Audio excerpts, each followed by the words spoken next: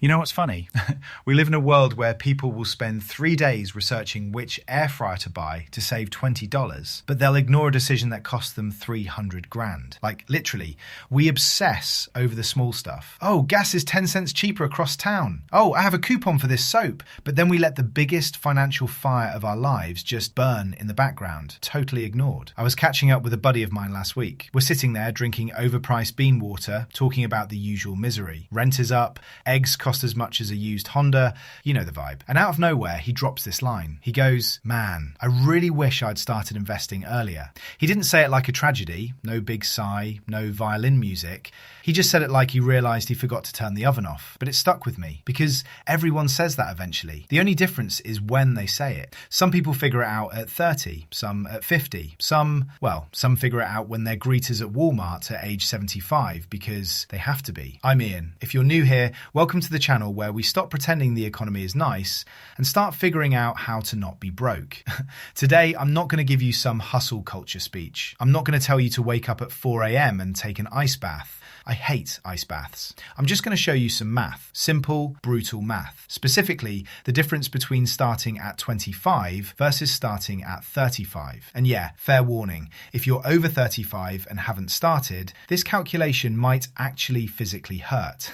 But stick around, because the only thing worse than knowing the truth is not knowing it and staying poor. Let's set the scene. We need 2 guinea pigs. Let's call them person A, we'll call him Smart Sam, and person B, let's call him Later Luke. Now, I want you to picture these guys. They aren't Wall Street bros, they don't wear vests, they don't shout buy, sell into 2 phones at once. They're just normal. They have normal jobs. They have normal stress. They both have that one drawer in the kitchen full of random cables they're scared to throw away. They earn the same money. They pay the same ridiculous rent. They both subscribe to 3 different streaming services they barely watch. Everything is identical, except for one tiny invisible detail: when they start. Let's look at Sam. Sam is 25. He's fresh out of the chaotic education system that taught him that the mitochondria is the powerhouse of the cell, but forgot to teach him what an index fund is. Thanks, school. Great job. Anyway, Sam gets a job. It's not a CEO gig. He's making okay money, but Sam decides to do something boring. He looks at his paycheck, looks at his bills, and decides to scrape together $300 a month. Let's be real for a second. $300. That is not a rich person amount of money. That's skipping a few impulse buys at Target. That's not upgrading your iPhone every single September just because the camera has 1 extra pixel. It's $10 a day. That's a sandwich, a bad sandwich. Sam takes that $300 and puts it into a standard S&P 500 index fund. He gets an average 8% return. He does this religiously from age 25 all the way to age 60. That's 35 years of being the boring, consistent guy. Now meet Luke. Luke is 25 too, but Luke subscribes to the philosophy of YOLO.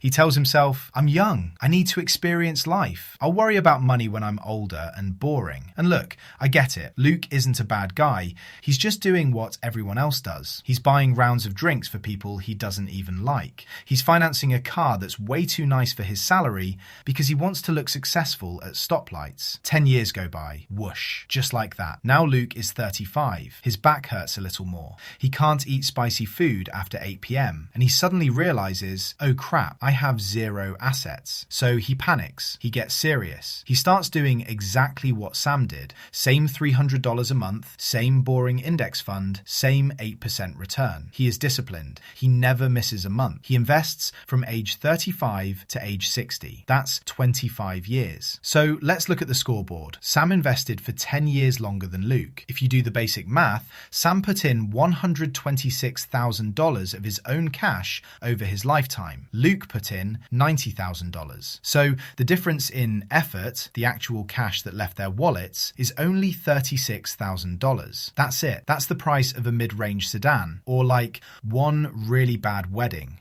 It doesn't seem like a life-changing difference, right? It's just 36 grand. You can make that back. But here is where the math gets rude. Here is where the cost of waiting punches you in the face. Let's see what they have in their accounts at age 60. Luke, our late starter, ends up with $285,000. Not bad. He's got $250,000. He's not starving. He did okay. But Sam, who just started 10 years earlier, Sam has $688,000. Sam has nearly triple the growth. Same job, same monthly investment. But Sam walks away with an extra $403,000. Let that sink in. Luke's 10-year delay didn't cost him the $36,000 he didn't invest. It cost him $400,000 in lost growth. That is the price of the delay. That is the YOLO tax. Imagine if you were walking down the street and you dropped $400,000 out of your pocket. You'd vomit. You'd lose your mind. But because this money is invisible, because it's money you didn't make, you don't feel it. You sleep like a baby, but you shouldn't. Why does this happen? Is the system rigged? Well, yes, but not in this specific way. This is just how compound interest works.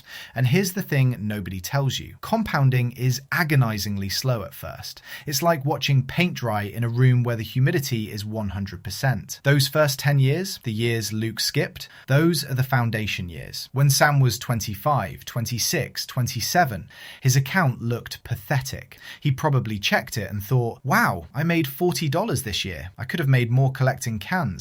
He probably wanted to quit. He probably wanted to take that money and go to Cabo, but he didn't. And because he let that money sit there, by the time he hit 40, 50, 60, those early dollars were doing the heavy lifting. Compounding is like a snowball. At the top of the hill, it's a pebble. You have to push it. It's annoying. But halfway down the mountain, it's a boulder that crushes everything in its path. Luke tried to jump in halfway down the mountain. You can't do that. You can't cheat the physics. It's like planting a tree. You plant one today, you plant one 10 years from now. You give them the exact same water, the exact same sun. Fast forward 30 years, one is a towering oak that provides shade for your whole house. The other is a nice bush. You didn't do anything wrong, Luke. You just showed up late to the party, and the buffet is closed. Now, I can hear you screaming at the screen. I read the comments. But Ian, I'm 25 and I'm broke. I have student loans. Rent is $2,000. I eat ice cubes for dinner. Totally fair. I get it. Most people are broke at 25. But here is the secret that wealthy people know and broke people ignore. It is rarely about the amount. It is about the habit. You think you need $1,000 to start? No. $50 a month at age 25 beats $300 a month at age 40. Let me say that again so it sticks in your brain. $50 at 25 is greater than $300 at 40. Why? Because the $50 buys you the one asset you can never, ever earn back: time. Time is the multiplier. Money is just the raw material. You can always make more money. You can never make more time. And this isn't just about the numbers. It's about who you become. When you start investing at 25, even if it's just $20, you are rewiring your brain. You are proving to yourself that you can delay gratification. You're saying, I'm not going to buy that stupid thing today because I respect my future self too much. That is a superpower. Most people, they are slaves to their impulses. I see it, I want it, I buy it, I cry about it later.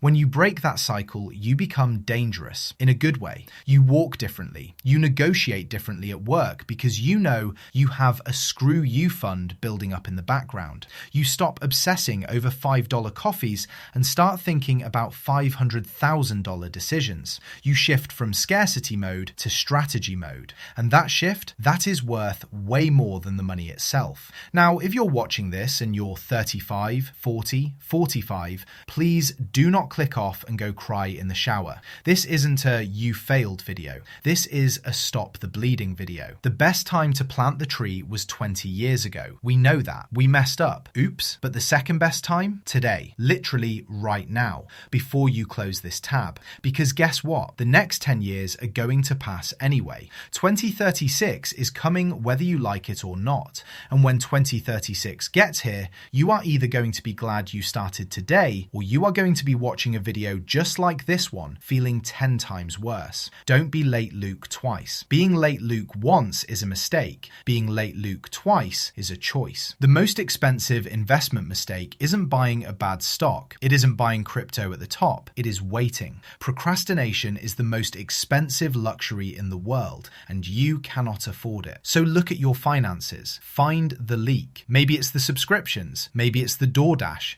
Seriously, learn to cook. It's not that hard. Scrape together whatever you can. $50, $100. Throw it into the market. Forget it exists. And trust me, your future self is going to want to kiss you. for you. If this video made you feel a little bit bad, good. That means it's working. Use that feeling. Let it drive you. And if you have a friend who keeps saying, I'll start investing next year, send this to them. You might just save them 300 grand. Smash the like button if you want more maths that hurts your feelings but helps your wallet. I'm Ian. Don't be broke. See ya.